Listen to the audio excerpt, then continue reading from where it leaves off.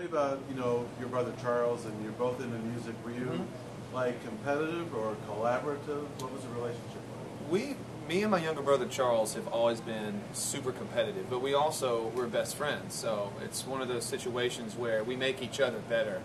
I brought him into the business a couple years ago because he was ready, and he called me, and I was waiting on him to call me. You know, because I knew one day I was going to get that call saying, "Hey, man, I really want to do this. I'm tired of this 9 to 5, blah blah blah." And so I made him live in my house in Nashville, and every month when I would come home, I was like, you have to have a new song ready to go. And if you don't have a new song when I come home, you have to pack your things and get out of here." And now his album just came out, and I think it's going to be giant. So it's good. It's nice to have, and plus he makes me better because I want to compete with how good he's about to do and how good he's doing. So I don't. There's not a day that goes by that I don't at least write some part of a song. Are you watching like Lady Antebellum going up the charts? Are you like? Oh yeah, come on, man. I own a record label. Of course, I watch everything. I watch everybody going up and going down the charts, and I make sure that I figure out where I fit. And going back to the band you had with Charles, Inside Blue. If we went back and listened to that band today, is there anything we would hear that would say, "Oh yeah, I can tell that's going to be Josh," or "I can tell that's going to be Charles and Lady Antebellum"? If you went back and listened to some of the harmonies, and you went back and listened to the guitar tones, and actually I played the bass and acoustics. So I played most of the instruments except for the drums. And I don't know. I guess, yeah, you can definitely tell a difference with the way I play. I play very laid back.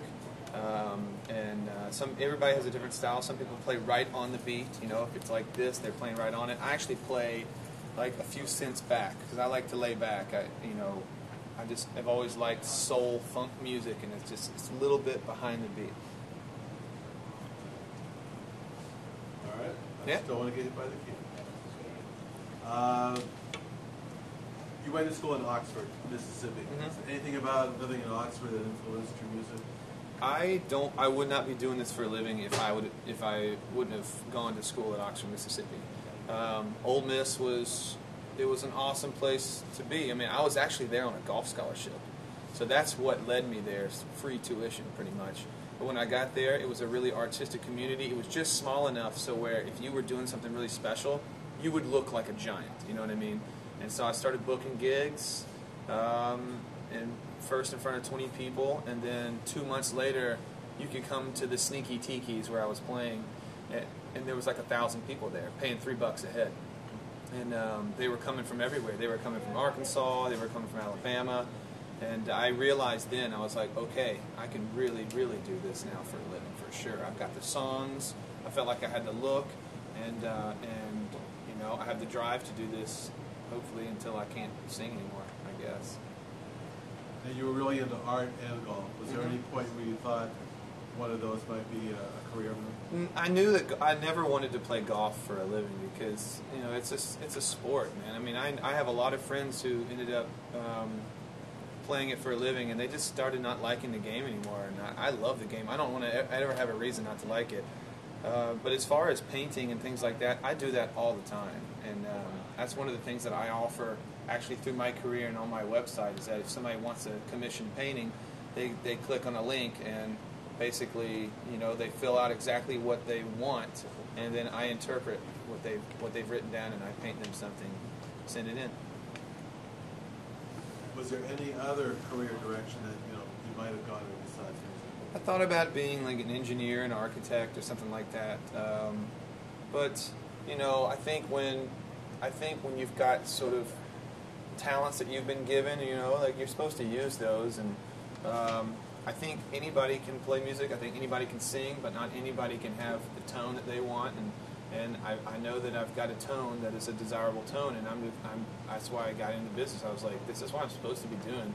This is actually what comes most natural to me, you know, and it's not, doesn't feel like a real job. You know, it's like every day's playtime. So no 9 to 5 going to be. There's no 9 to 5. Yeah, I'm not waiting around, you know, looking forward every day to lunches and weekends, you know. But not to say that I wouldn't do a 9 to 5 job. It would just have to be, you know, something that I enjoyed.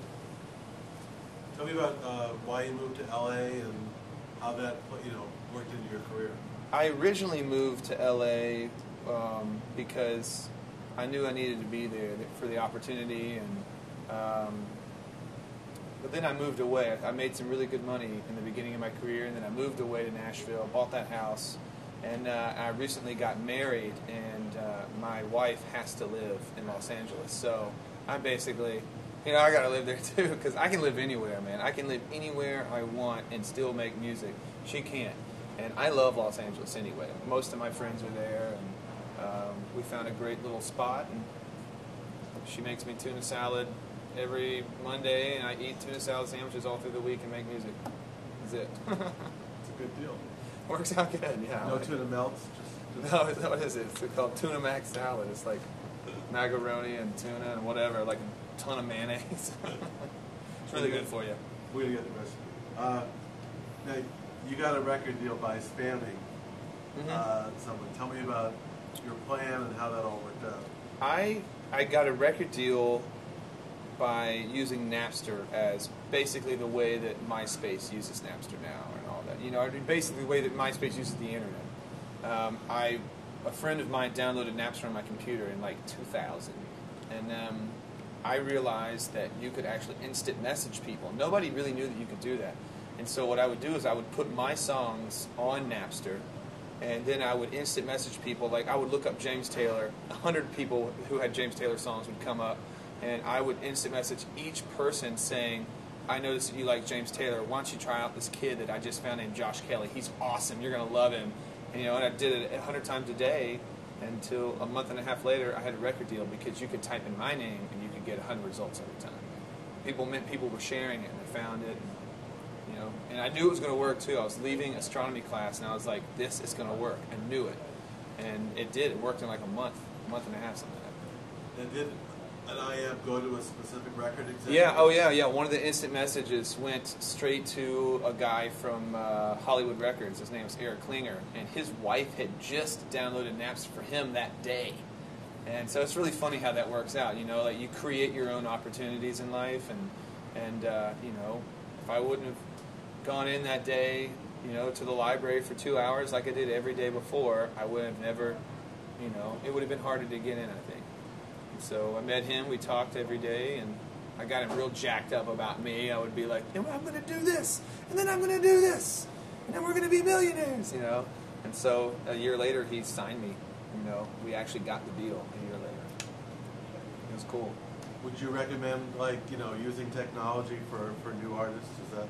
I think that if you don't, that you're just shooting yourself in the foot. I don't think there's really any real organic way anymore. It's 2008. We can fly to Mars. Like, what does your 2008 musician look like? Your 2008 musician is not only a great musician and has a great voice and has a lot of talent. That person is also a businessman or woman.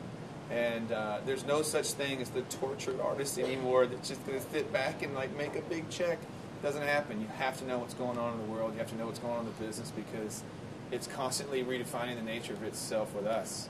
And I'm going to figure out a way, to sustain myself in this business regardless. And I think that, hopefully everybody else maybe takes the hint. Are you very technology-oriented yourself? Do you need Absolutely. support? No, my major in college was computer graphic design. My dad is like a business machine, so just soaking it up through him really. I just sort of seeped into my subconscious, I guess, like learning how to deal with people and like working it on the business end. And really, it's mainly just being well informed. Switching gears a little bit, what's your favorite song of all time?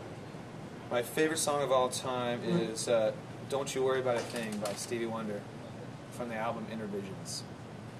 Don't you worry about a thing. Josh Kelley cover version. I don't know, probably not. There's people who you don't cover. You don't cover Stevie.